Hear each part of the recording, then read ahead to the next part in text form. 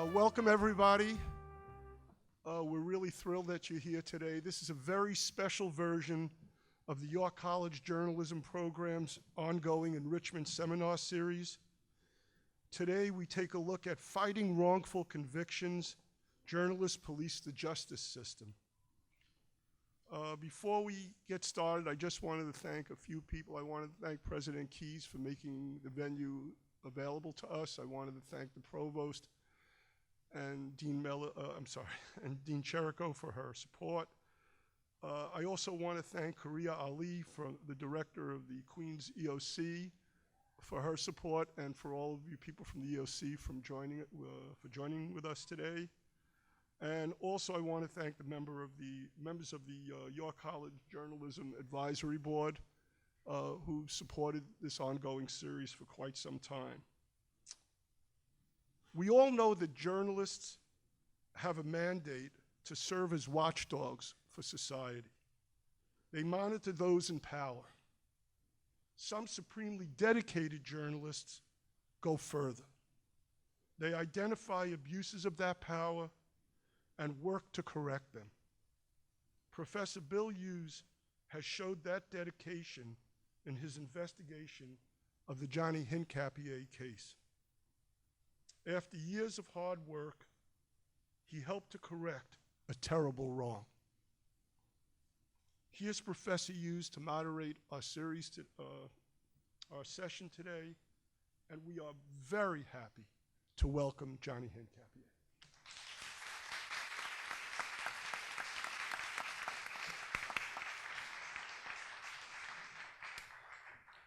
Thank you, Glenn.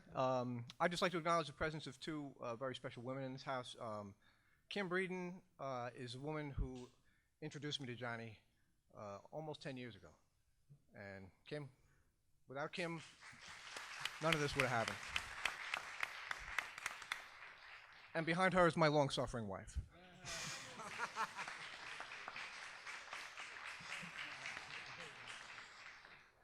It takes a lot to put up with me.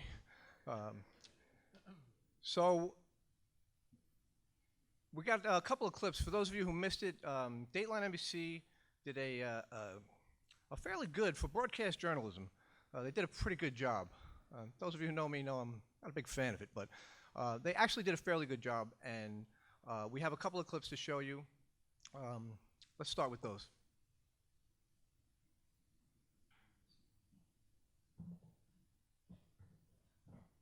These were what were known as sneak peeks. So every Mother's Day you guys, or holiday that you're together, you wait for the phone to ring? We always wait. We always wait. It could be Christmas, New Year's, anything, any little holiday, Mother's Day, Father's Day, any birthdays, his birthday, we wait. Prepaid call from Johnny Hincapie, an inmate at Fishkill, New York State Correctional Facility. Happy Mother's Day. Thank you, honey. We love you. Okay? Love you too. I love you too, Mommy. Did you guys have a nice time today? Did you guys spend it Yeah. well? Well, we didn't do much. It's Tito Johnny. It's Tito Johnny. Quieren que quieren mucho. Solimar, Solimar. I'll call you tomorrow, okay? Yeah. Okay. Okay, bye-bye. When Johnny was taken away from us, our nest, our family was broken. I pray to God that this will be the last Mother's Day, that one day we will be together. This is my dream, that my husband, Alice, and all our family will be able to have Johnny with us. 25 years ago, New York was in turmoil. Crime was out of control. Bam. They come out screaming and hollering. He's slashed with a box cutter and his wallet is torn out of his pocket. They were the targets of young killers. Brian Watkins was stabbed. It is the terror of life in New York City. I'm angry. Of course I am. It's been a quarter century since the murder of Brian Watkins. And since then, not a day has passed that Maria Hincapie hasn't thought of it. It's been 24 years, 24 birthdays, 24 Christmas. I had no involvement in this crime, so it's very, very important to me that my name is clear. His name is Johnny Hincapie, Maria's 42-year-old son, one of the 7 men convicted of Brian Watkins' murder. All 7 were sentenced to 25 years to life. I'm the only one that's claiming innocence. Manhattan Assistant District Attorneys say Hincapie is a liar and that justice was served 25 years ago. Over the years, Hincapie couldn't get a court to hear his case again. And then one day, a reporter, Bill Hughes, heard about Hincapie's claim of innocence. I thought he was guilty. But the more I investigated it, the more I came to believe that he might be telling me the truth. Throughout his incarceration, Hincapie took college courses offered at the prison, which is where he met a man by the name of Bob Dennison, the former chairman of New York State's Parole Board. Something about Johnny stuck with me. He showed me the article that Bill Hughes had written about him. So Dennison decided to reach out to Hughes to reinvestigate his case. We were pounding around Queens looking for, potential witnesses. After months of searching, they found one. We sat down in his kitchen. He was shaking. He was visibly nervous. He sat at his table and he started crying. They knew what this witness told them, if true, was a bombshell. He offered proof that Johnny did not commit the crime.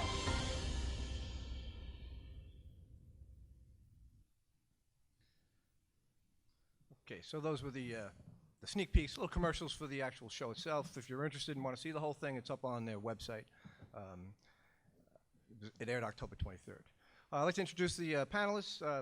First gentleman here is retired police detective Pete Fiorello. Pete was on the force from '63 to '92, so he was working at the time that Johnny's arrest occurred, around the time the Central Park 5 case happened. After Pete retired, he went into private investigative work and has worked to help wrongfully convicted individuals try to prove their innocence, and he's still doing it today. Next to him is a man who needs no introduction, Mr. Hincapie himself, and we're very, very fortunate to have him with us.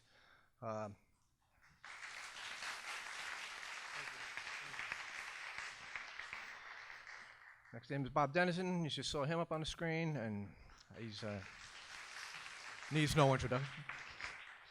And last but not least on the end is my good friend, editor and publisher, Jarret Murphy of City Limits Magazine. City Limits took a chance on Johnny's story when no one else wanted it. So starting with you, Jarret, I want to ask you, why do you think nobody in New York wanted to publish this story but you? Well, hi, everybody. Thanks for being here. Thanks for waiting for me. That's a good question. I think, every journalist wants to do the wrongful conviction story. I mean, one of the classic journalist movies is Call Northside 777, which is a Jimmy Stewart movie about a guy, a cynical investigative reporter with a heart of gold, which sounds familiar, who finds out that a guy who committed a crime or is accused of committing a crime and has done some time for it is not guilty. Every journalist wants to do that story. But it's difficult for an editor to commit to that because often it takes a lot of resources. You frequently are going to hit dead ends, especially if you work for a publication as I do with a progressive reputation. You are ever worried about being dismissed as someone who is in the business of coddling criminals or trying to turn people who've committed violent crimes into sympathetic characters when that's not justified. And I think also this particular crime was, the Central Park 5 case had kind of emerged and was sort of the big wrongful conviction case. And so compared to that, other crimes just didn't seem that notorious. So I'm assuming that's why people might have not been interested in this one.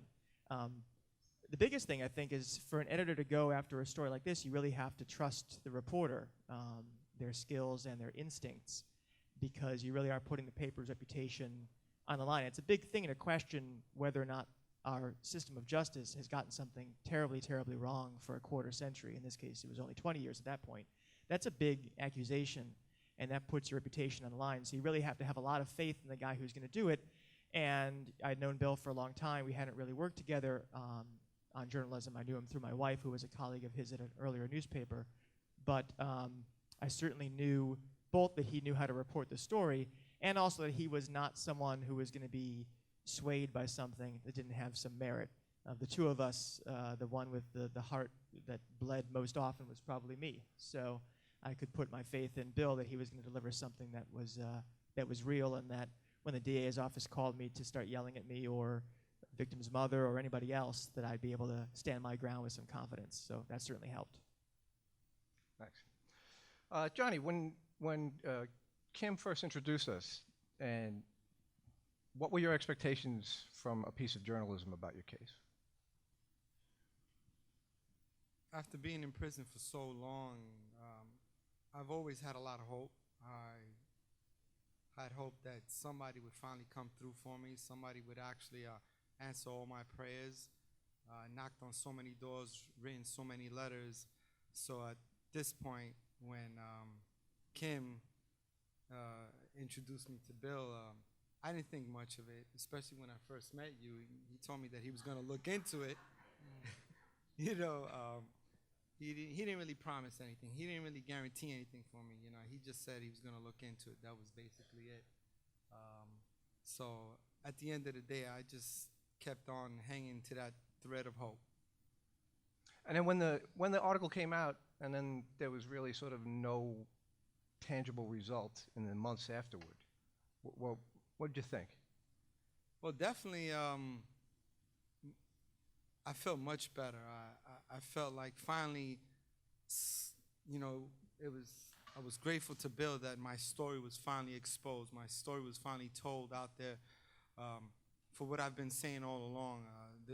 My truth, the truth that was never told to anyone, the truth that was hidden and buried underneath the ground. And I just felt that this was a new beginning for me.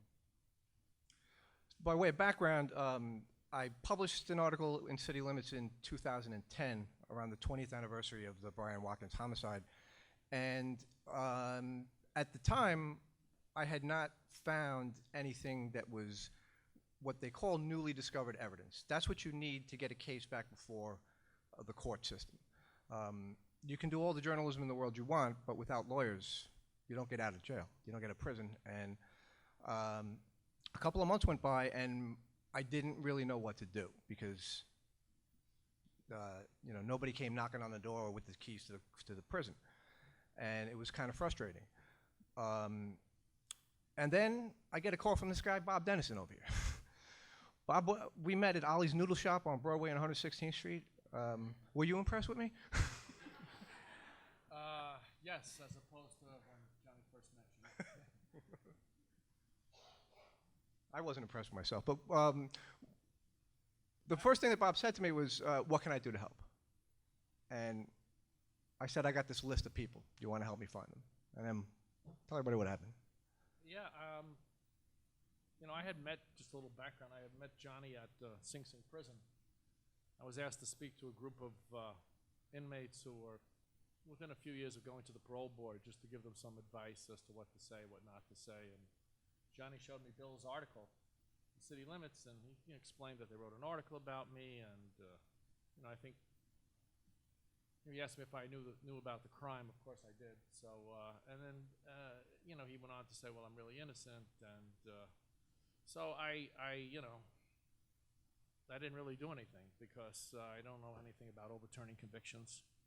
And I asked him, I said, well, how did you get convicted if you're really innocent? And he said, well, I confessed.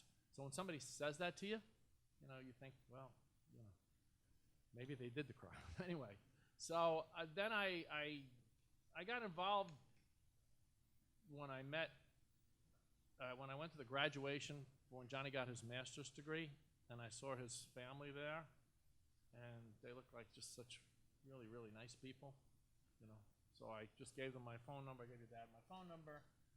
And I said, look, you know, Mr. Hincapie, I don't know if I can be of any help to you, but, you know, give me a call and we'll sit down and talk. And then we did, and then he put me in touch with Bill, and Bill and I met at, you know, Ollie's restaurant, and we tried to find some witnesses. We tried to find a way to, first I think we started with false confession people, tried to find one of those guys, and, but the enormity of overturning a murder conviction where a jury has found somebody guilty is real. As Bill said, you have to have a good lawyer, you have to have a good 440 motion, otherwise the courts don't care about articles, they don't care about stuff, publicity. I mean, one of the guys who was there with Johnny, named Velasquez, got a lot of publicity, and nothing happened with this case. They threw the 440 out. So you can have a lot of publicity, but you really need a good, solid 440. So that's what we attempted to do, to find a real person who could really, hopefully make a difference. And the guy we found was named Luis Montero. He couldn't be here today, but Luis was after this murder occurred, the police rounded up 8 black and Hispanic suspects, and Luis was one of them. Luis had unlike Johnny, Luis had a prior criminal history and knew how the police worked. And Luis said, the 4 magic words I want all you young people to walk out of here remembering: I want a lawyer. Luis never said it. Luis never said a word to them. They held him in Rikers for 18 months, and then they had to let him go. Bob and I found him in his apartment in Queens after trying several times. Bob has this wonderful grandfatherly approach, and he approached Luis's mother, who gave us his cell phone, and then we called him, and he invited us to come to speak to him. Excuse me, he didn't want to be found. Really. No, he had had many threats. His family was threatened. His mother was assaulted.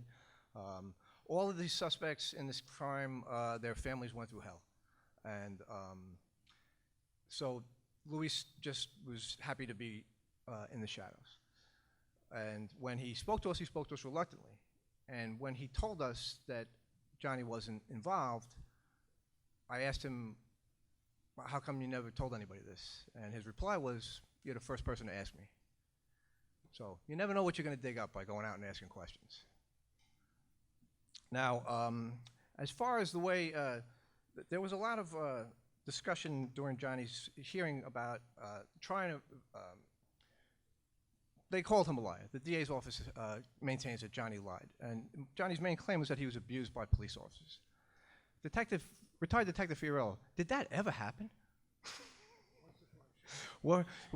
Is it unheard of? Because at during Johnny's hearings, a detective named Christie got up and testified that in 30 years of police work, he had never seen a suspect assaulted by another police officer, maybe spoken to a little sternly, but never assaulted.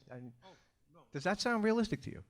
Well, I never. No, well, when I saw the date line, I spotted an empty spot on Johnny's head, and I asked him today, I said, did they pull your hair? He says, yeah, they grabbed my hair and they pulled it out. Yeah, oh, it happens quite a bit. Honestly, I didn't see too much of it when I was in homicide. I didn't see too much of it in homicide because the people that ran that office were top shelf people. Yeah, we did things that maybe was a little off color, but never would he encourage us to frame somebody or make up a lie or make up a story. But that is not the rule. It happens. Yes, it does happen. And by the way, in the what is it, 300 exonerations on the DNA, 25% of those cases, there was confessions. Well, how did they confess if they didn't do it? Now we know that they didn't do it. So what happens, a lot of people say, why would you confess to a crime you didn't do? I had a guy confess to me. I mean, I could tell you I wasn't heavy with it. It was a robbery of a police officer. Obviously, we wanted it. He confessed. I didn't smack him. I didn't hit him. Was overly suggestive. And his mother and sister came in, 107 precinct. And they convinced me he didn't do it. And they told me why he didn't do it. So I go to the kid. He was 21, 22 years old. And I said, your mother and sister says you didn't do it. I believe him. Why'd you confess? She said, well, I don't know. I thought that's what you wanted to hear.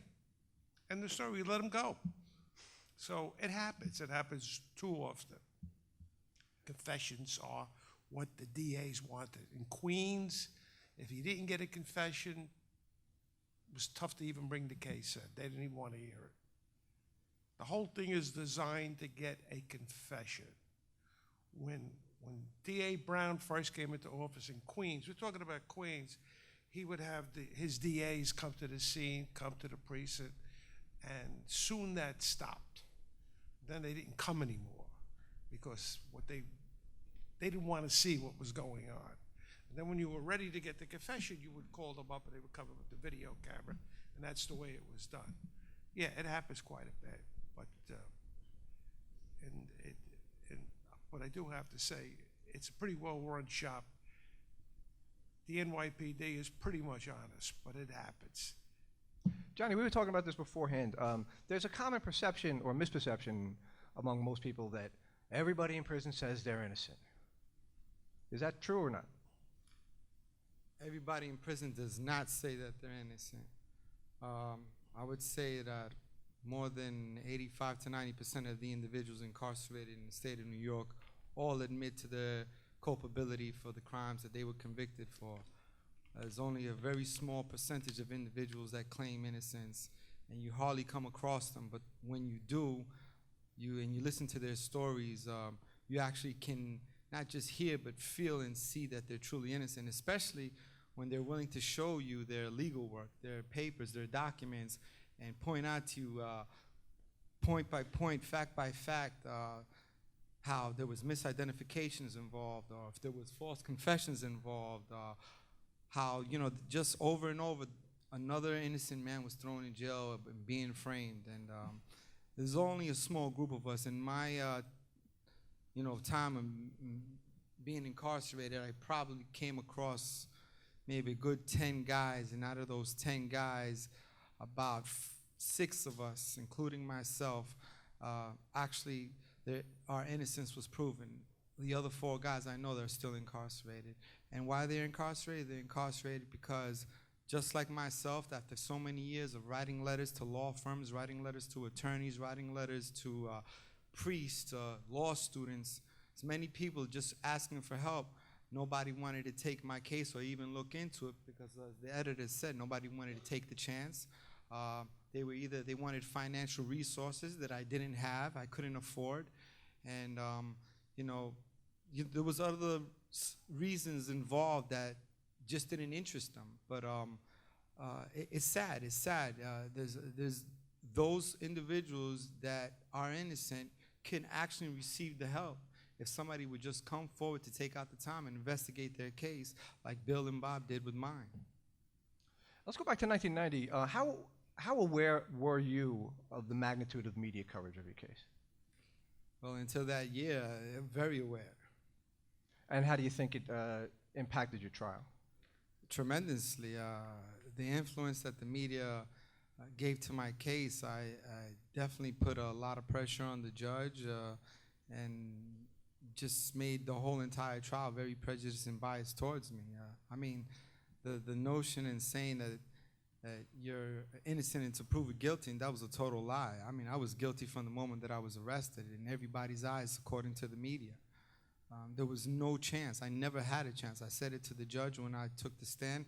I never received a fair trial. So the media definitely has the power to sway in what direction they feel an individual should go in reference to receiving the due process that he should get at going to trial. And because this was a Mormon, a tourist, coming to New York, and like Bill mentioned, the crime was so elevated at that peak when this case happened and when I was arrested, there was no way that they wanted a fair trial, in my opinion.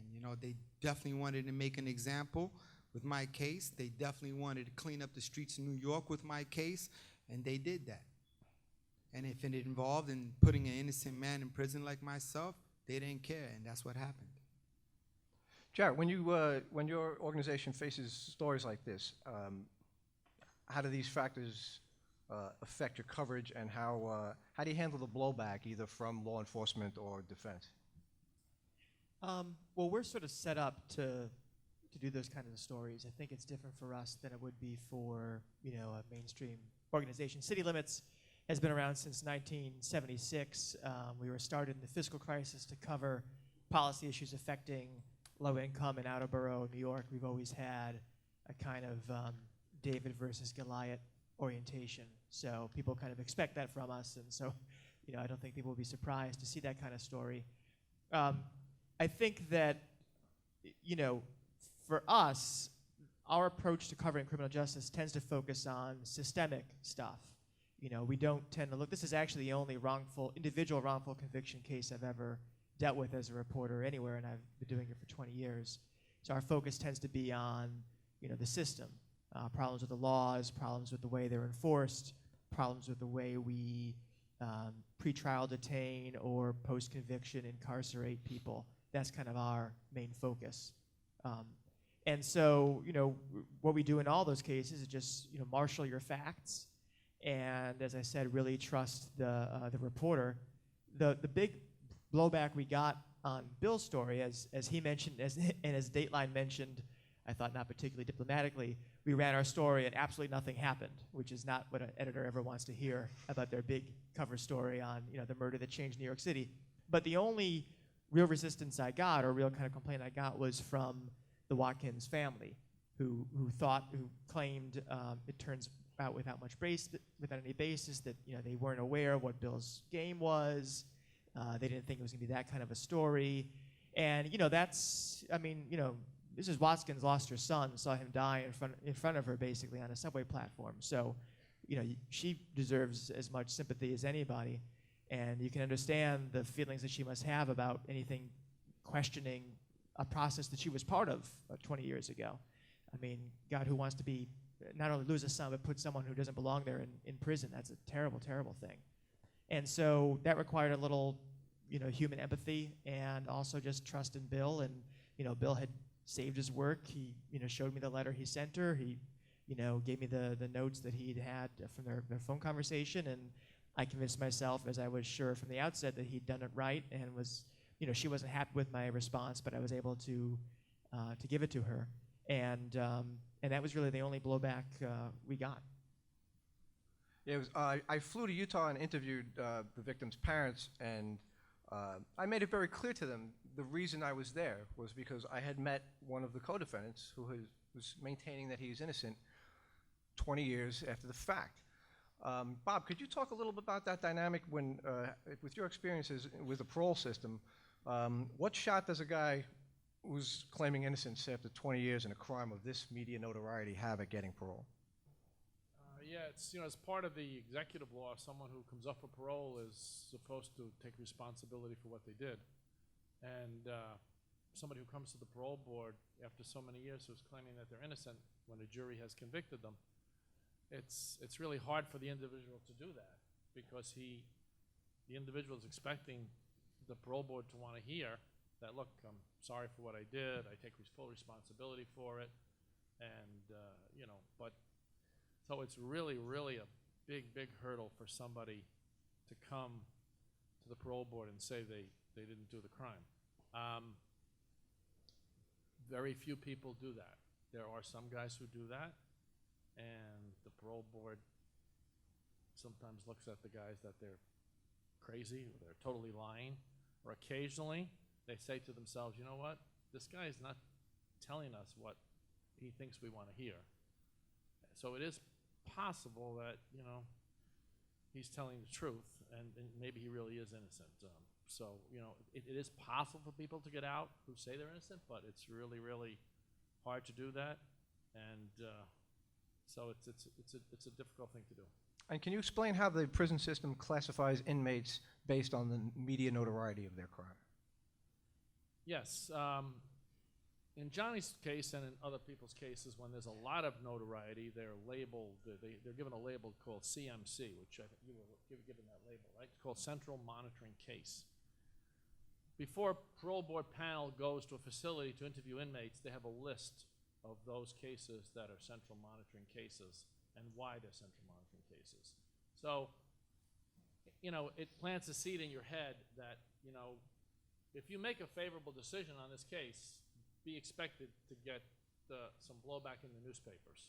So even though, they're not saying don't let the person out, in a way, just by the fact that they mention it to you, they want you to be aware of the fact that, you better be careful this particular case because it's going to be in the newspapers. Not every case was a Central Mountain case gets in the newspapers, but some do. So it's certainly a factor. Johnny, can you talk about what life is like on the inside as a high notoriety case, your own and other people that you've seen come in and go through the system when their case gets a lot of media attention, how they're different from, how their lives in prison are different from other inmates? And your own? Well, you have a lot of individuals with notoriety in prison, some for having kingpin status, for as being drug dealers. You have other individuals that are in prison for sexual violations. And then you have individuals like myself that are innocent. And basically, I stood out throughout the whole prison population. Everybody knew about my case, and I didn't get along with many individuals because, you in prison, it's a place, it's a setting that everybody expects you to adapt to that environment. And if you don't adapt, you're not a part of the society that you're condemned to be in for X amount of years. And the way that I was brought up, the mentality that I had going into prison, knowing the person that I was, I said to myself, I can never be like everybody else in here. If you want to survive, if you want to be accepted, you got to first make sure that you gain a reputation of yourself. You better start fighting. If somebody messes with you, you better pull out a weapon, either cut or stab somebody. And it had nothing to do with, being soft. It had to do with, did you want to become that person? And I never wanted to become that person. So I definitely stood out from everybody else. And especially when it came to the prison guards, to the correction officers, the notoriety just created a bias against me. From the moment that I walked in, there was prison is such an oppressive setting.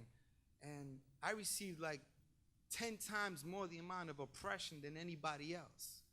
I was beaten upon. I had fights with correction officers just to defend myself.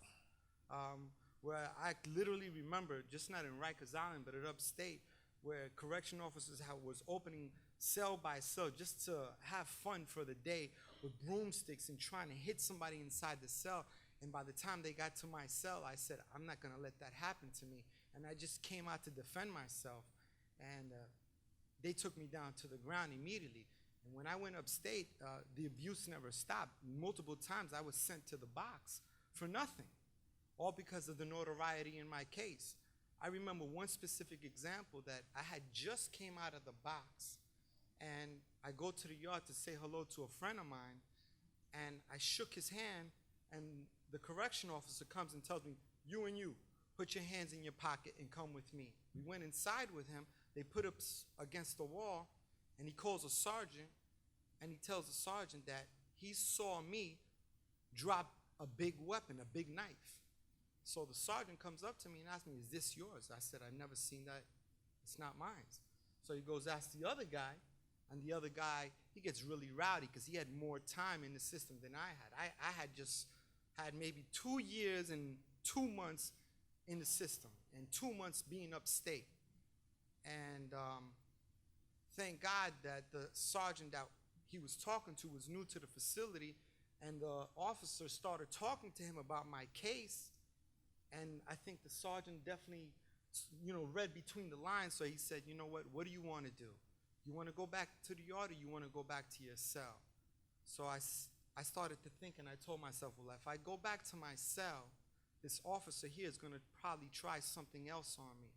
So I told him I want to go back to the yard, because if I go back to the yard, at least I'm going to go back with a group of guys that are going to be able to witness if he tries to do anything against me again. But that was the type of oppression and attention that I was receiving because of the notoriety. And it never stopped. Wherever I went, officers just kept on knowing who I was because they put that in the computer. When Bob said about CMC, I was classified as a central monitoring case. They have 4 different classifications, A, B, C, and D. A is for individuals that usually have escaped. B is individuals with a kingpin status or a notoriety. C is for individuals that are in prison for that are law enforcement officers that committed a crime, and the D is for individuals that have chronic disciplinary problems in prison, and they are classified according to those categories. So wherever I went, every time they popped up my name, they looked up my name in the computer, my name constantly came up as CMCB, and I was always given a problem behind that, and it just, it was very hard. It was very hard trying, you know, to stay focused and to, you know, walk the right line, because I was literally always walking on thin ice. They was always looking at me. Any little thing that I did wrong, even if it wasn't wrong, they wanted to take it out on me. And it was very stressful, because you being in, me myself being in prison for something that I didn't do, being hundreds of miles away upstate New York, being separated from my family, which it was so hard for them to come to visit me. And then on top of that, nobody believing in me and my appeals being denied year after year, and I have these officers making life impossible for me. I mean, it came to a point in my life, I told everybody that I just wanted to die. I didn't want to live anymore. I tell this story wherever I go because it's so important to me. I literally got down on my knees in my cell and I prayed to God. I told him, God, I don't want to live anymore. Just take me right now. When I wake up, I want to wake up in heaven. I don't want to wake up in prison no more. And although he kept me alive, I thank him for that, because it was that moment in my life that all the doors opened. And every single door that was open came from Kim to Bill to Bob, where when they say God's timing is perfect, you have to wait on God's timing. That's when I realized that that timing was for real, because everything about my innocence was revealed from then on. And I'm glad that I'm here today being able to convey this and express and tell my story to everybody.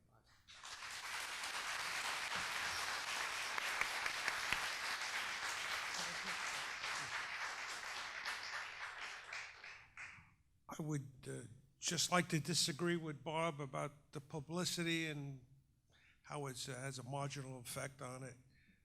I believe it's all about publicity. Publicity, publicity, publicity.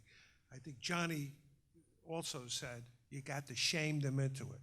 Now, a 440 is only as good as the judge that sees it. And most times the 440 goes back to the same judge that convicted you in the first place. In the Marty Tankliff case, it was publicity, publicity, publicity. He had somebody who went pro bono, Suri Communications, that constantly put it out there. And Can we dial that back a little bit, Pete? The publicity starts with the perp walk. yes, Tell us, if you can, who makes that phone call? as to what? Who calls the media and says, hey, line your cameras up out at this exit, we're going to take them Well, out there? of course the police do. I mean, I never did, but they're there, so they know that you're gonna But be someone taking does. them Someone out of has to it. do that, right? Yes, that has to be done. That's part of the which I think they've tried to change a little bit. What I was going to say, in the Marty Tankliff case, the New York Times reporter who was involved in that case, and the New York Times had it.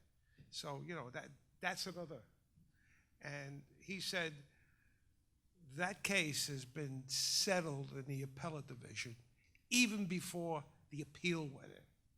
Even before the appeal. It's going to be reversed.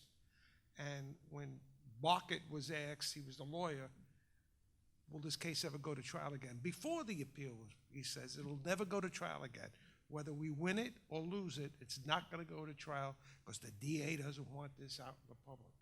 And you've had a lot of dealings and frustration with trying to generate media interest in several of the cases you've worked on. What is the most common frustrating reply that you get when you call a reporter and say, hey, I got this great case, how come you guys aren't writing about this? Nobody believes you. They think you've got an axe to grind. And in fact, that's how I met you. I asked you to look into a particular Suffolk County case that blanched into Westchester County because you were with the Journal. And you know what happened. You went up to the prison to speak to one of the people, an arson up in Yonkers, and you got a phone call a couple of months later from the detective that helped frame somebody that I was related to, and they wanted to know why you were going up there. And, I just thought maybe somebody was trying to pull. It's the publicity. You have to shame them into doing the right thing. The law is usually on your side, but they don't want to hear it. I worked personally for District Attorney Hogan, Richard Q, the interim, and Morgenthau for 7 years. One thing I knew about all of these, and they were pretty honorable people, even though Johnny was convicted under the reign of Morgenthau. Is that first thing they do when they get in the car is they open up the newspaper. They're very conscious of publicity. And these were arguably at least Hogan and Morgenthau, the two greatest district attorneys in this nation's history, certainly in the top 5. So, but they're always concerned about the publicity. Okay, they weathered the storm for a while. I just got to tell you a story. I think it's going to interest. I'm trying to get 3 guys out of jail right now, another case. They didn't do it. I know they didn't do it. I go up to the jail to see one of them. There's a guy sitting behind me with his wife. He's curious. I'm a white guy. Very few white people up there. And he asked this fellow that I saw after I leave, who is that guy? He said, well, right there. Maybe he can help you. And he writes me a letter. He was convicted of shooting a cop that didn't die. And as I'm reading the letter, I literally start shaking, because you know who the guy was that grabbed him up in a Harlem parking lot and grabbed him and put him into the system? Me. And I wrote the guy a letter back. I was just a part of the investigation support group. And I told him, I said, I didn't think you did it then, and I still don't think you did it, and there's some reasons why I didn't think, although I have no compelling evidence. I saw this guy take a beating, answer your question, a beating second to none. They stomped on his head. They did everything. It was awful. Should I have done something? Of course, but I didn't, because it's part of that system. And this guy didn't confess. He didn't confess then. When he went to the parole board, he's been in jail for 25 years. He still hasn't said he's done it, because he didn't do it. And the only saving grace for me was that he's an admitted drug dealer. He was a drug dealer. He says, yeah, I dealt drugs. But he didn't do this crime, I believe. So when you go to the parole board and you don't admit to doing it, you almost got no chance. And Bob, is that your name? Yeah, you mentioned that they've got these cases classified. I don't know, I'm sure you read Ed Hammack's letters on this thing, where they identify a case. Okay, this one could be a problem. Otherwise, don't give him parole. And that happens quite often. I don't know if you agree. Yeah, it does happen quite often, but there are people who do get out of prison who do come to the parole board and say they're innocent. So Yeah. It doesn't happen often, but, you know, it does happen. When my son-in-law was in jail, I wrote a letter to the parole board, and I said, please do me a favor. Don't let him admit to this crime, because he would be lying to you. That's the only thing I ask you. 50 letters were sent saying he didn't do it. Don't let him, because he's going to have to live with this for the rest of his life. And Johnny never admitted to it because he didn't do it. No, but just was only around the parole board. Johnny did go to the parole board. Yes. But did he admit to doing it in the parole board? No. No. And something very strange happened. Okay. Yeah. Put the mic. Yeah. Oh, sorry. There were 3 commissioners who saw Johnny, and they gave Johnny a parole date to go home, even though he did not admit to his crime. 4 hours later, they called him back to the parole board because they said they received new information between the time he went to the parole board and the time they called him back, which is highly unusual, and it never, ever happens. As a matter of fact, I think the commissioner who was the lead commissioner in Johnny's case was a guy named Ferguson. He said in all his years as a parole board commissioner, it never happened before. Well, it only happened because they wanted it to happen. Who's they? The parole board. The parole board and the district attorney's office. The district attorney's office, the same district attorney who was the district attorney representing Manhattan in Johnny's actual innocence newly discovered hearing, sent a letter to the parole board. Coincidentally, the same day Johnny went to the parole board, asking the parole board to keep Johnny in prison because this claim of innocence that Johnny is espousing, he assumed that Johnny would say that to them, was entirely just newly created. And he added a few more paragraphs. We know because we got a copy of the letter. So I was speaking to somebody who was in the room with the parole board, but they didn't tell Johnny that. They told Johnny that we received new information, and we have to investigate this new information, so therefore your case is going to be postponed for 3 months or earlier. So it's actually in reference to saying that they knew that I had an actual innocence hearing, and because of that, they wanted to let the courts decide my fate. But not they knew that. Yeah. They knew that when you went in there too. They didn't know that. But Just they kept on emphasizing that at the end. right, too. but Yeah. they knew that. You probably told them that when you went in to see them. Yeah, So that was just a ploy. They and I know because I know somebody was in the room, and she said they gave him a parole date, but then when they got this letter from the DA's office, they got scared, and they called him back, and they postponed his case. Actually, it was a blessing in disguise, but I can talk about that later. Just to put all this in a time perspective, I first met Kim and Johnny in the spring of 2006, nearly 10 years ago. At the time, Johnny had an attorney who had petitioned the district attorney's office to reopen his case. He had fought an appeal up to requesting certiorari from the U.S. Supreme Court, and it was turned down. And his attorney at the time had submitted this very comprehensive document explaining why she believed he was innocent. The district attorney at the time, Robert Morgenthau, gave the case to an assistant district attorney who had originally prosecuted Johnny and was still working in the DA's office 20 years later. His entire investigation consisted of hauling Johnny down from upstate, looking at it and saying, I did a great job. There's nothing wrong with this. And at that point, his attorney did not want any publicity about the case because it would have, she thought, maybe spooked the DA's office. So I agreed to stand down and not to write anything. Once the DA stamped it all good, that's when I started working in earnest on investigating Johnny's case. That would have been around 2007 or 8. And then the article was published in 2010. We met Montero, I think, in 2012. We got Hincapie interested. He filed a 440 motion, which is an appeal of the conviction, in November of 2013. And here we are 2 years later. It took 2 years for that appeal to be heard. It was an incredibly lengthy, complicated, and difficult process. And speaking of media attention, if you open up today's Daily News or New York Post, Johnny's stories in today's newspapers. We were in the courthouse yesterday. The district attorney, on October 6th, the judge set aside Johnny's conviction, which means he stands here before you indicted for second-degree murder. He's still facing that indictment. The conviction is set aside.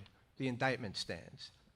What the district attorney's office is now doing is they are appealing the judge's setting aside of the conviction. So now Johnny has to sit in a sort of a legal limbo now until they file their appeal. It goes before a panel of judges, and they either affirm or overturn the judge's decision. We're reasonably confident that they're going to affirm it. And at that point, the district attorney's office has to make a decision whether to retry Johnny, because the decision as it stands just set aside his conviction but did not vacate the indictment. So he's free on $1 bail right now, and not completely free yet, but we're hoping for the best. That was more for the immigration. And that's all. That was the $1 bill was really for the immigration purpose, because I had a deportation order. I wasn't born in the United States. I was born in Colombia, South America.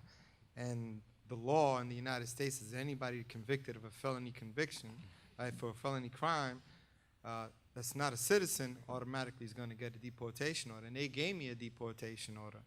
So I was under the impression that if I get released to immigration, I would be able to litigate and fight my crime in the Department of Immigration, but that's not the case. When Bob was speaking earlier about the parole board releasing me, I was upset when they called me back and took my date away, because I said, you know what, I could fight my case from immigration or from the outside. But actually, they did me a favor, because once they release you into immigration, immigration is a total separate entity, and the only thing that they care about is fulfilling immigration judge's obligation in removing you from the country. So if I would have been deported to Colombia, I would have never been able to attend my hearing and receive my vacatement of my judgment right now. So when the judge actually vacated my judgment, and technically speaking, you know, I'm exonerated, because once they vacate your judgment, you're not guilty anymore. So they said, how can we keep this man here without releasing him to immigration? So the final conclusion was to give him a $1 bail, so this way I wouldn't go to immigration. I got an email from the DA's office yesterday quibbling over the word exonerated, but that's another long story. I just want to add one thing to the timeline. Around a year ago, I guess it was late 2014, the DA's office subpoenaed Bill to try to get his access to the records that he, you know, his tapes and his transcripts and his notes. And so there was a sort of subsidiary legal battle over that involving some helpful people who work on press freedom issues, and you know, Bill fought that fight and was willing to get locked up himself to defend.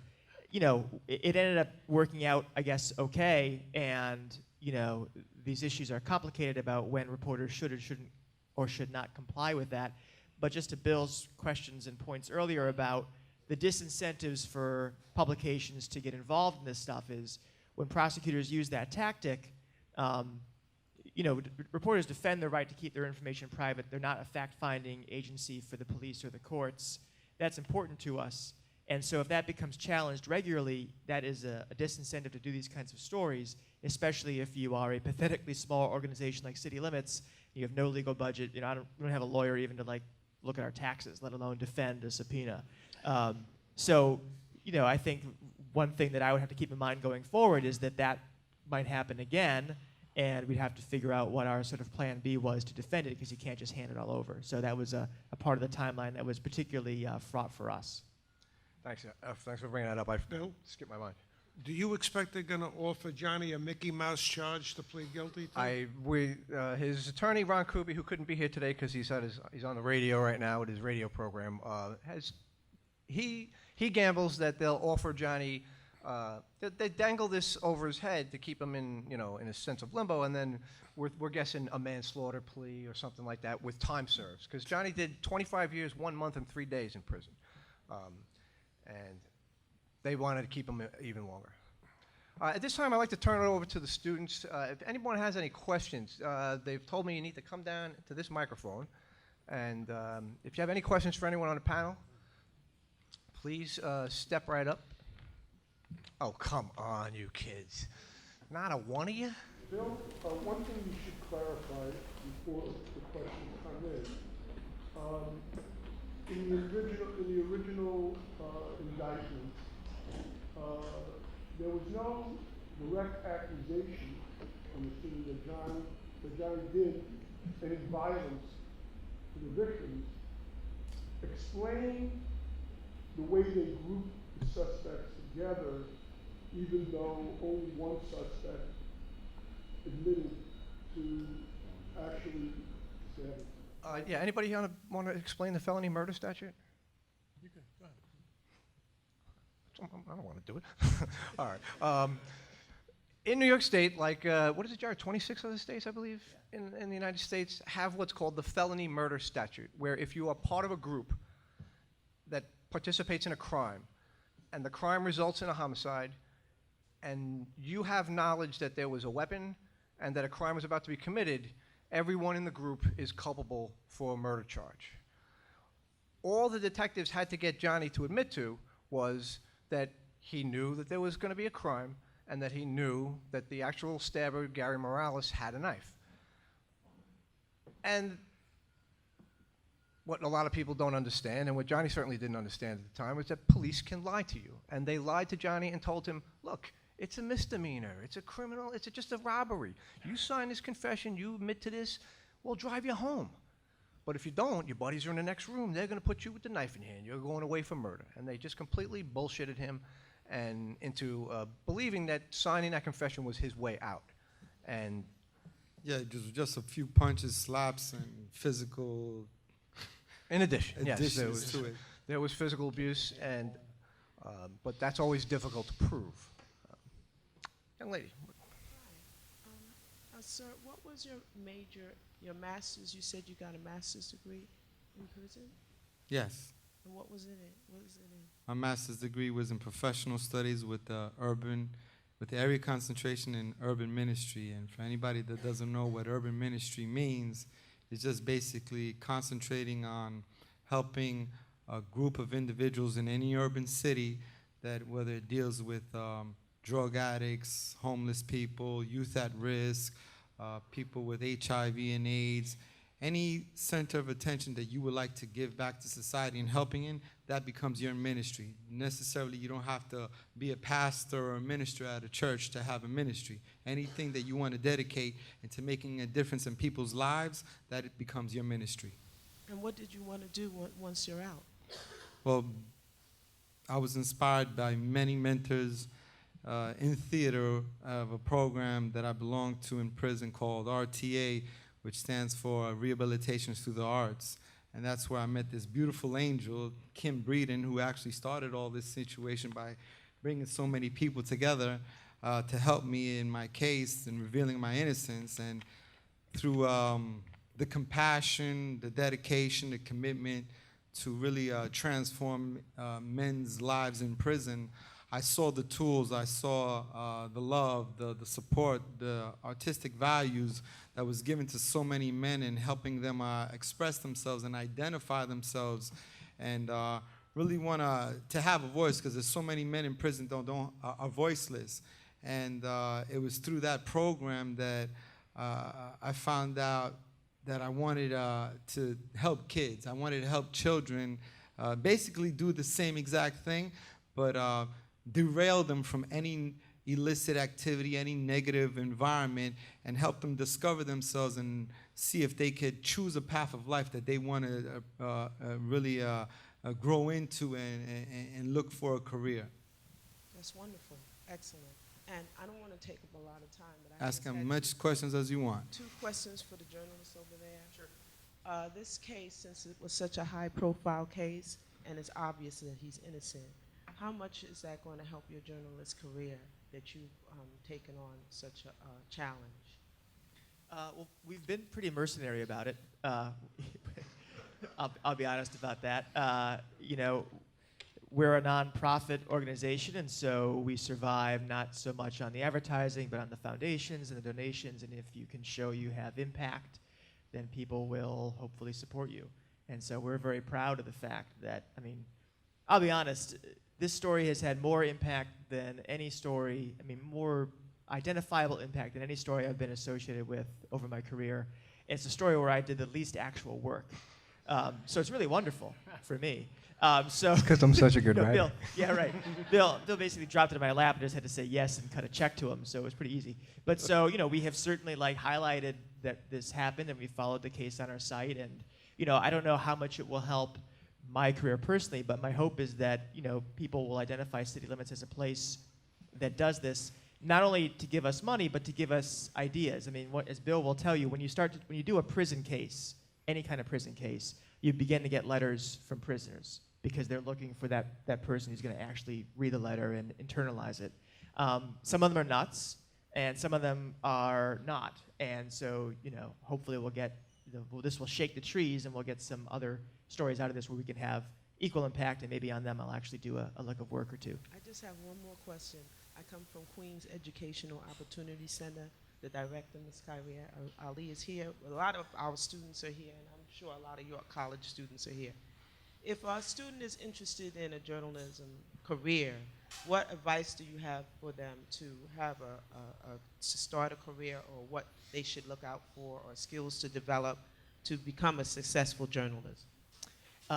So I've worked as a journalist for, as I said, just about 20 years at CBS News, The Village Voice, City Limits, and I've never taken a journalism course, which is not to say you shouldn't do that, but sorry, because I didn't go to your college, so there was no reason to take it. You see, at Fordham, you know, that's. So I have, and I, you know, now I teach journalism myself, and what I have seen is that the important thing is to just get experience writing. Sometimes that's through coursework. Oftentimes that's through internships. Just write and write and write. That's the only way to learn it. You know, it's not a traditional academic subject. It's not theoretical. It's a trade. And so if a class is where you learn how to practice the trade, that's great. In my case, it was just a lot of great internships and, you know, being willing to constantly have my fingers on the keys. You develop clips, you kind of develop a voice, you get a little bit of notoriety, and then hopefully you get hired, although it's always good to have a backup. Okay, well, I really appreciate the whole panel came, and I'm sorry about your experience. I'm sure you'll be exonerated. You seem like a very honorable man. And just, again, thanks for coming. Thank you. Thank you. And I'd like to just add to what Jarret said, is that when you get these letters, you should treat them all equally. You should just, no matter how, if it's scrawled in a crayon on the back of a piece of toilet paper, you should just give everyone a fair reading and look into the cases, because you never know. There's an old saying that a broken clock is right 2 times a day. Yeah, I remember when the Watkins case came up, it was not too long after the Central Park rape case. It was 2 weeks after the conviction. It was 2 weeks. I remember it was sort of piggyback on it. I remember the media at that time, like recently we had the word Ebola, that got everybody, you know, in a panic. But there was a word that just came out, viral. And so it seemed like because these were so close, and that was a real catchphrase back then. I seem to recall, Johnny, you know, I guess you know better than me, that all you guys that were taken into, you know, were arrested, were considered wildly, right? So so it was, the media seemed to be at the time using that phrase to slap all you guys down with. So I'm just curious, that particular word itself, was it determined in your high profile? Well, the judge definitely utilized it in sentencing. He used the term wilding. He used the term wolf pack when he sentenced me, and gave me the 25 to life. So it was definitely something that permeated through his mind, and he utilized from the press. Absolutely, absolutely. And this is when I said earlier how influential the press was, because you know, throughout my years, you know, you would hope that, you know, everybody gets the facts of your case straight. And I remember being arrested. Instead of saying that I was from Colombia, they were saying I was from Colorado. Instead of saying I was 18, they were saying I was 23. Instead of saying I was from Queens, New York, they were saying I was from the Bronx. I mean, I respect what Bill did, and I respect the fact that everybody wants to make a career out of themselves by going to college. But when I was going to college, in prison, I never had the opportunity to go to college out here. As much as I wanted to, I never had, because I had dreams and aspirations just like anybody else. But going to college in prison, the one ethical value that I learned was being true to myself and being true to everything that I dedicated myself to. And when it came to journalism, every single time that I read something about myself, that there was being written about myself, I said, why is this writer biased against me? Or why is he writing towards the DA in favor of them? Why is a side being taken instead of just writing about the facts of the case, writing about what's true?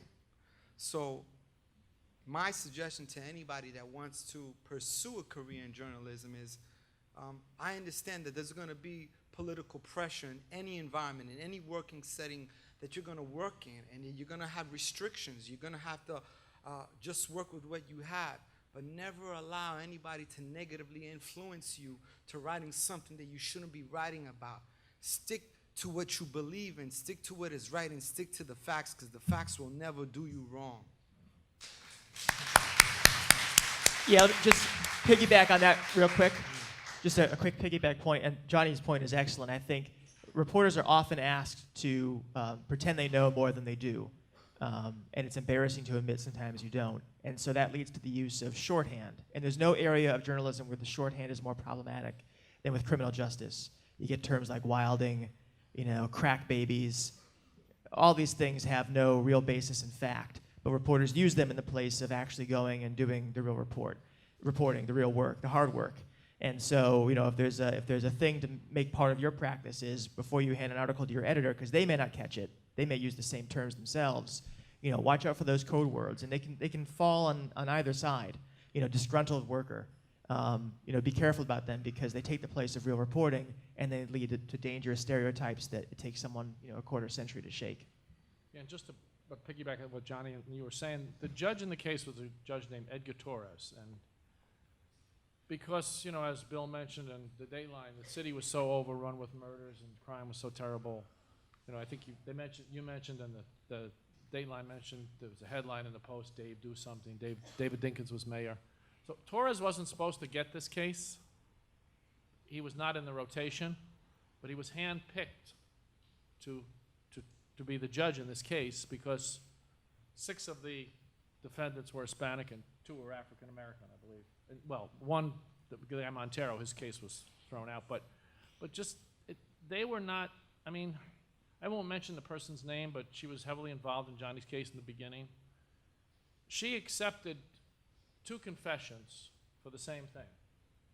Mrs. Watkins, Brian Watkins' mother, said she was pushed down to the ground by a dark-skinned guy. Only one person pushed her to the ground, yet she accepted a dark-skinned guy's confession and Johnny's confession to the same incident. So they certainly could have done a better job with this case, especially with Johnny. But they wanted to arrest and convict these guys, so they accepted things when maybe they normally wouldn't have accepted. I'm not sure, but And even this person who was involved in the case, and I'm dying to say her name, but I can't. She told us, she said, look, these guys got entirely too much time for what they did. They never, ever would have gotten all this time, except for the person who did the stabbing.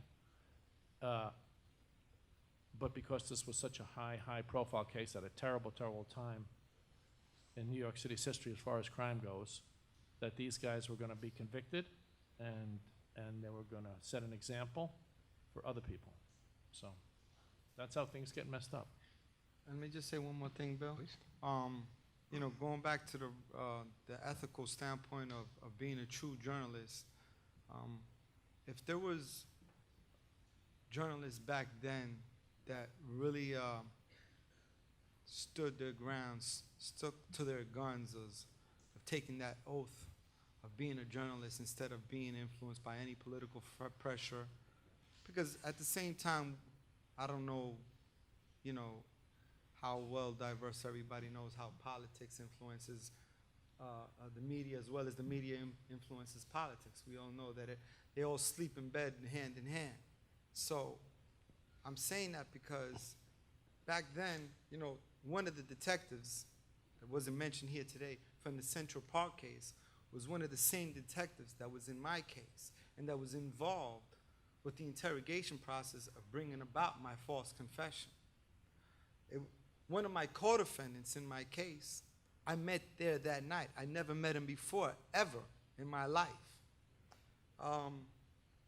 There was so many mitigating factors that was never brought out to light, that from the police department, from the district attorney's office, they could have just gave it to the journalists. And even if the journalists back then knew about it, and they still failed to expose this information to the public, again, they didn't want to because of the political pressure that was involved. The lack of investigation, the overzealousness to prosecute and promote, their own careers, again, was another mitigating factor in bringing my conviction and sending me to prison for something that I didn't do. I mean, you can go. I have a webpage on Facebook. It's called Free Johnny Hincapie. It's on Twitter. It's on YouTube. Anybody that doesn't know about my case, anybody that wants to further look into it, please do go into it, and you'll find I never had a weapon, okay?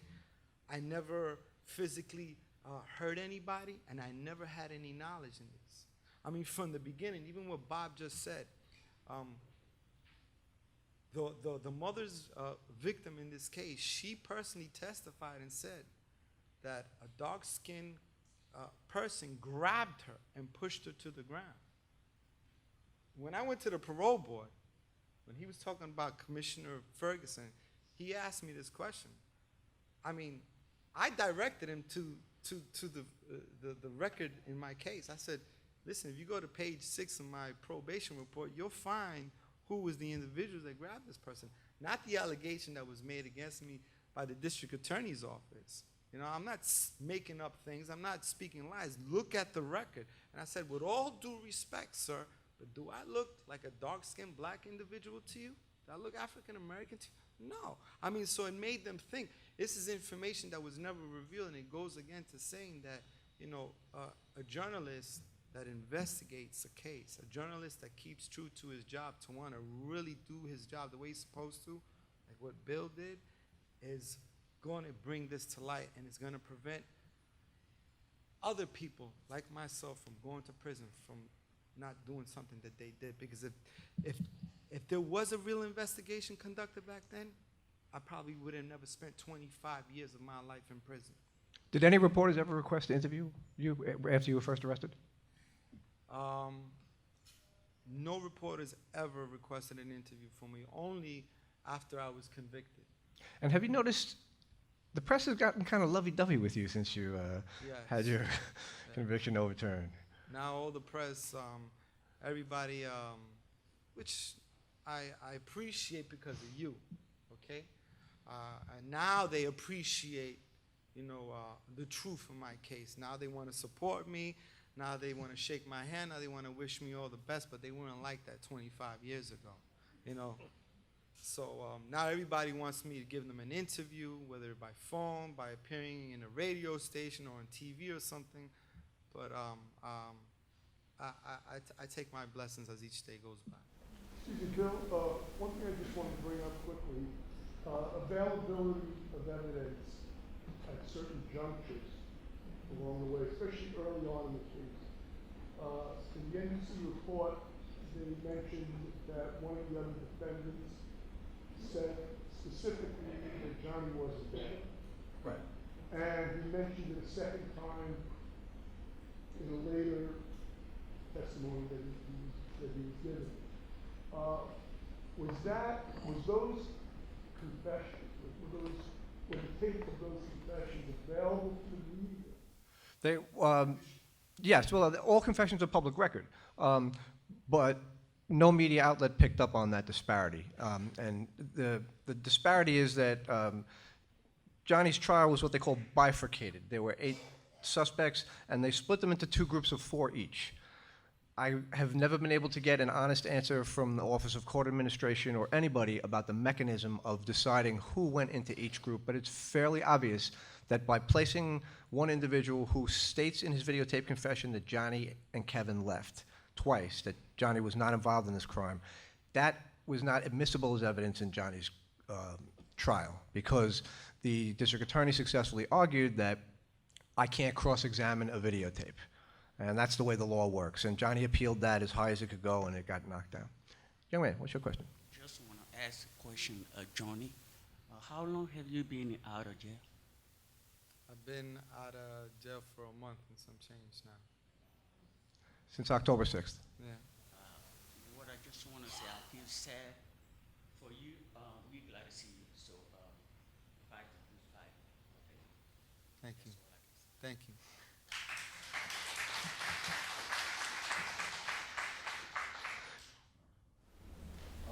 25 years is something no one wants to take me from their life. I don't know any time. I'm deeply sorry for the family having to go through such an experience like this. My question to you is, how are you adjusting to life as it is now with technology of 1990 2015 now? It's a big difference. I've always been an inquisitive individual. I always wanted to keep up with society, with what was going on, what was taking place.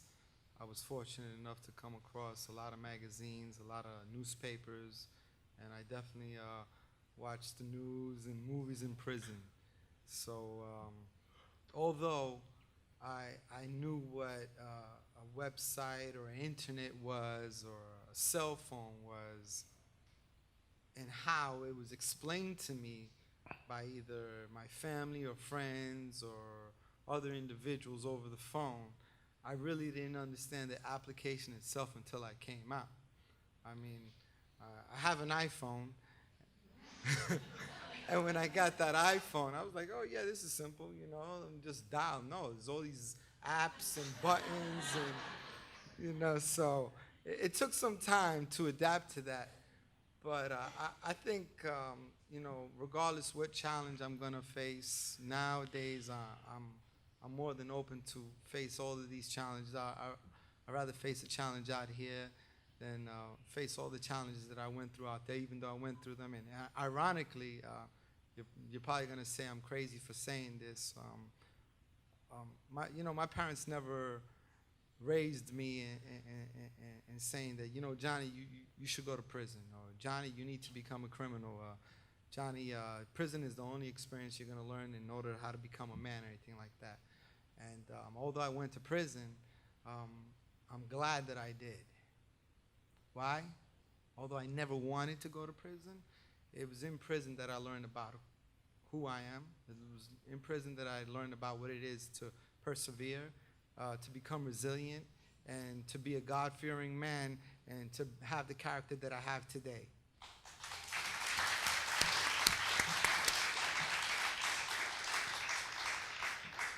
Chris? Piggybacking on what you just said about, you know, the benefits of going to jail. I know you probably didn't want to, but whatever the case might be. That being said, if you are fully exonerated from your case, would you ever go back to jail and try to speak to inmates and things of that nature and try to, like, you know, help people with their mind state going into, maybe they get into a bad situation like you, or, you know, they're the victim of a bad situation. Would you ever go back to make statements in jails, or go into a series of jails, rather? Well, to answer your question, yes. I've already been called and invited to assist and attend certain individuals, just to start out with going to Rikers Island to see how I can speak to some of the adolescents in there and even to some of the men in there through different programs. Right now it's just allowing me to settle in a little bit more and just scheduling it so I could make a difference. But yeah, I have no problem going back in, because the same way there were individuals that I met in prison that took out the time and made the effort to make a difference in my life, whether it was through college or whether it was through the church or theater. It was through them that I saw the examples of how important it is to actually help people in prison that deserve a second chance. And, you know, there are individuals in prison that deserve to be in prison. There are individuals that don't want to change at all because they've been in and out of prison several times and they keep committing crimes and they have no value, no sensitivity, no care at all for human life.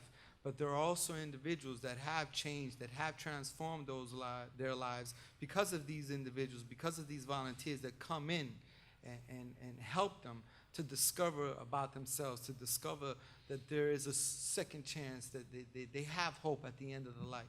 And those individuals work hard to expressing their remorse, to accepting responsibility, and just want to start life over again if they're ever released. So I would love to partake in and being a part of that. Thank you.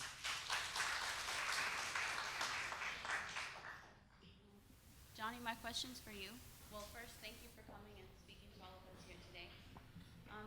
We touched a little bit on the importance of, you know, investigative journalism and the article that Hughes wrote in the City Limits. So I just wanted to know, how did you feel when you first read that article? You mentioned that there were so many articles you read that were negative, or the angle was kind of written against you.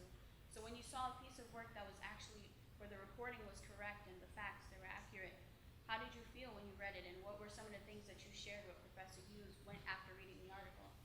Well, literally, when I read the article, I cried. It was so moving to me because throughout the process of the visits and the meetings that I had with Bill, I discovered a lot of things in my case that I didn't even know that my attorney kept from me, and he never shared with me, that Bill ascertained and discovered and brought to my attention. So everything along from what I was saying and everything along that what Bill had discovered was placed in that article. And again, like I said before, that was a new light of hope for me, and I was just placing a lot of faith into something that I was hoping that was going to finally bring an end to my wrongful incarceration in prison. I just have one last question for you, Johnny. You talk about your faith a lot, and you talk about, how you leaned on God in times where maybe you felt like you weren't going to be exonerated. And, I know from watching the Dateline NBC and hearing Professor Hughes talk in class that you were close with your family. So what were some of the conversations that you had, with your parents or your mom, the times where maybe you felt low, or what were some of the things you shared to maybe keep their morale up, or even yourself?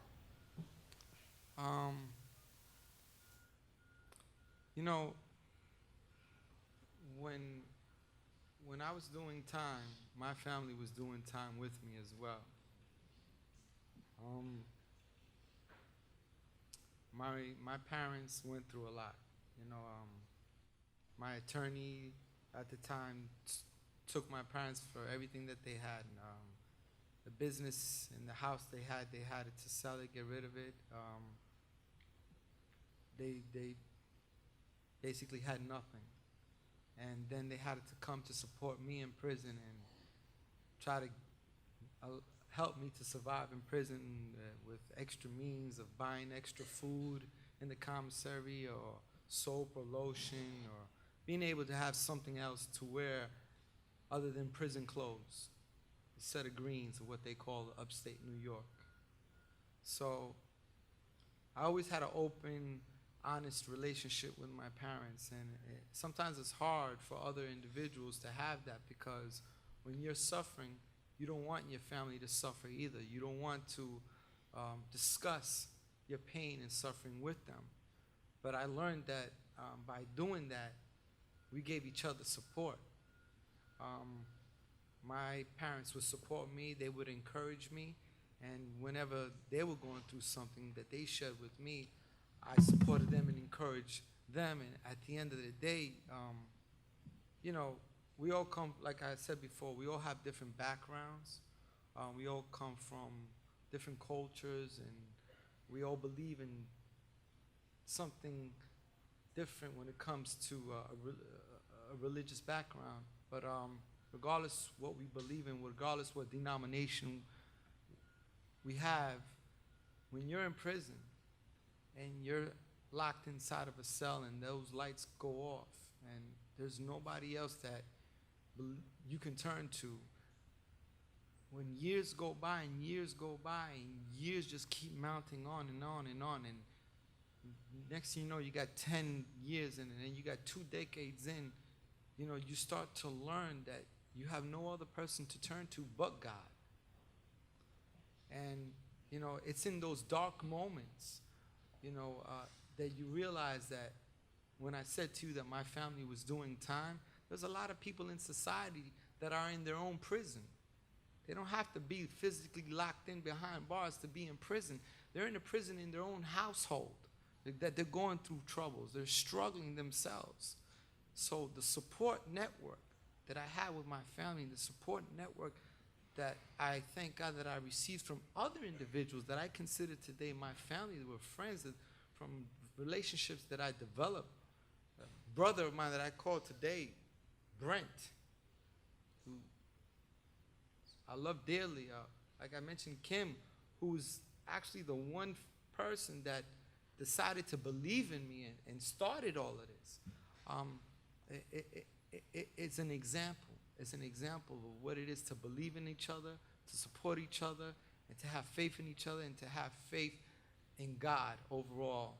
and to realize that, you know, something positive can come out throughout all this. You're welcome. One very quick anecdote on that point. When Kubi filed the motion to try to reopen Johnny's case, we got called, as we sometimes do, by I think the Post or the Daily News looking for a photograph of Johnny because we were one of the few people who'd gone up and photographed him. We had a picture of you in your prison greens in the visiting room, I guess, that our photographer took. And so our photographer talked to them, and he thought he might get like $50 for the photo, but it turns out they didn't want the photo because he didn't look jail enough. That's what they said. And just and unpacking that is interesting, right? There's obviously some racism and stereotypes built into that. But, so let's put that aside for a moment. I think it's also true that in the photo, Johnny really does look like a pretty gentle guy, and he is obviously a gentle guy. And I find it, you know, not that we should lock people up anyway, just for the heck of it, but it's kind of inspiring and encouraging that someone's humanity can survive through the rather dehumanizing process of prison. I think that's, I don't know, that's something to be happy about. My question's for Bill and Jarret. It's more about the press side of things. Why do you think some of the bigger publications are so afraid to touch stories like this when there are so many stories to be told and so many people to be helped? Why do you think like the bigger papers that have the resources and the manpower to sort of influence in a huge way, why do you think they stay away from covering things like this? Well, Jarret touched on this a little bit earlier, and it's one of the reasons that I left daily journalism to come into academia, because it takes an enormous amount of time to report these stories. When you're, you know, when you're working in the media, we have a saying called "you got to feed the goat." You got to constantly shovel garbage just to fill the paper. Working on long-term projects is enormously expensive stuff. Paying reporters to sift through thousands and thousands of pages of documents is an expensive thing to do. That being said, there are more and more outlets that are getting into it. Jarret's organization is a nonprofit. Nonprofits funding journalism is a relatively new concept in this country. And it may be a successful model. It may be the only successful model if we're to maintain a vigorous media in this country. So I would look to, for you young folks, I would look towards, you know, cutting your teeth on a traditional media outlet, and then look for some of the more progressive, sort of wide-reaching places where you can do meaningful work and not just feed the goddamn goat. I think also the landscape on this topic has changed tremendously, even since 2010. I mean, I think you would find many media outlets more open to these kinds of stories now, just because doubts about the criminal justice system are much more pervasive. You know, this came out, you know, before Michael Brown, before Eric Garner, before the Rikers report. A lot of incarcerations, wrongful incarcerations we've heard about since then. So, you know, there is an evolution there, and reporters and journalists kind of follow that tide. So you might find that the reception would be a little more welcoming now. Thank you, guys. Hi, Johnny. I just wanted to say thank you for coming to share your story with us today. It was really moving, and I have two questions. First, I'd like for you to describe the first few moments of your release and how you've been transitioning since then. My first few moments was hugging my mother, and it was very different from hugging my mother in prison, where every time I had a visit and I had to say goodbye to her, it was painful. So now hugging her coming out of prison was extremely joyous and full of bliss for me.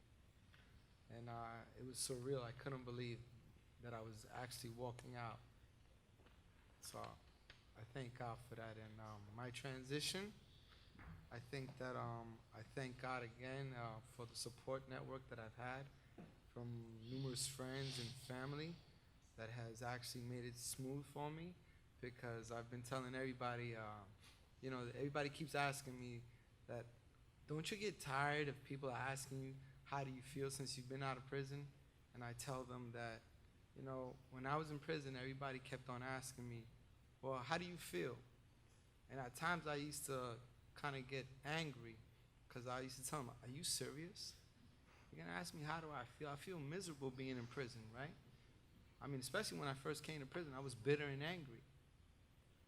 But right now, I don't care how many people ask me. They can ask me all day long. You know, I'm so happy. You know, I feel like I never left. Thank you so much. And my other question.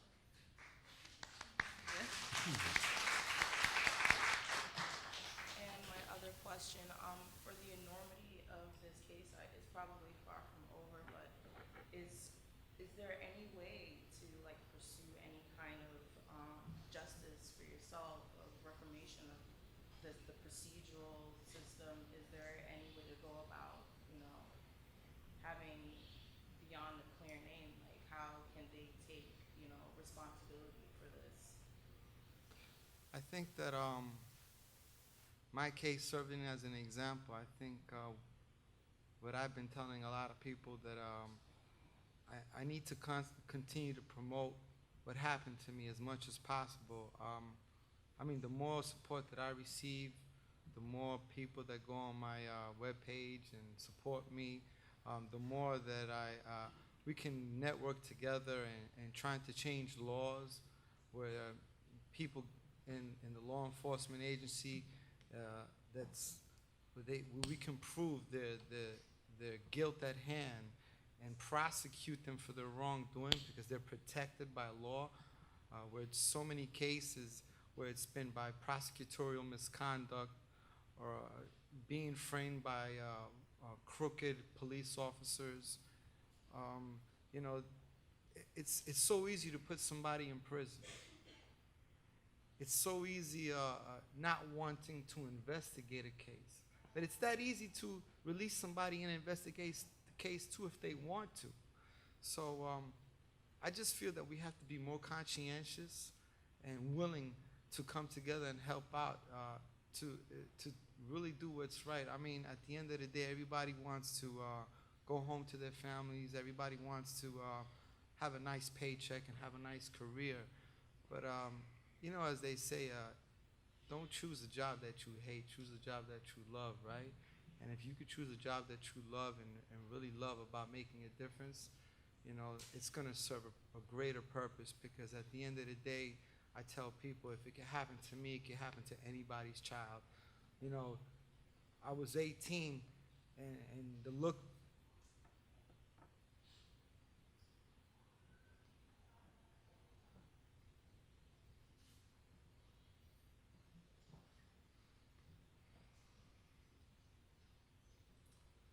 that I remember that my mother had in her face when the detectives took her away from me. I mean, they took me away from her. I'll never forget that. And it keeps lingering in my mind how it is for any mother. I don't have children, but I can imagine what it is to have any child taken away from their mother. So, you know, there's so many different causes, there's so many different issues we have in life, that if anybody really wants to help and anybody really wants to support a cause like this to stop false confessions, stop prosecuting innocent people, and really prosecuting individuals that do wrong, to change the law for district attorneys to be prosecuted, then we definitely need to come together, and I think that's a start. Thank you so much. Okay, we've got time for one more question. Hi, I want to thank the whole panel for coming. Okay, so my question is for Johnny. I wanted to know, I know that you mentioned the theater arts program a lot, and I wanted to know, how did the arts impact your life, especially your time in prison? The arts program impacted my life tremendously. I think two things that I really took seriously was going to college, because I believe education definitely makes a difference, and helping individuals learn about so much on an academic level, learning how to write, learning how to comprehend what they read, learning how to do research and investigate, and just know about science, history, and art. But when it came about theater, I think it was a totally different aspect in my life, because it's a point where you discover about yourself. You know, they say that sometimes you have to lose yourself in order to learn about yourself. And in theater, that's what it exactly does. You get into a role, you become a different person, you get into a character, and you learn about that character, regardless of what the character is. And you start to realize, how can you identify with that character, whether it's positive or negative? And you start to loosen up a little. You know, the theater program for me was a safe haven, because everybody in prison wears a mask. You know, you can't really be you in prison. Everybody has to be a real tough guy, because if you're not that tough guy, then everybody's gonna walk all over you, you know? So in the theater program, we were allowed to be ourselves. We were allowed to take that mask off, you know, and everybody really got to see who they truly were. You know, everybody really got to see who was the Jermaines, who were the Kenyattas, who were the Johnnies. So I give a lot of gratitude and thanks for the theater program, because the tools that we learned in theater, whether it was through improv, through comedy, or playwright writing, it definitely made a difference in allowing us to express who we were as individuals and express our individual stories. Thank you. You're welcome.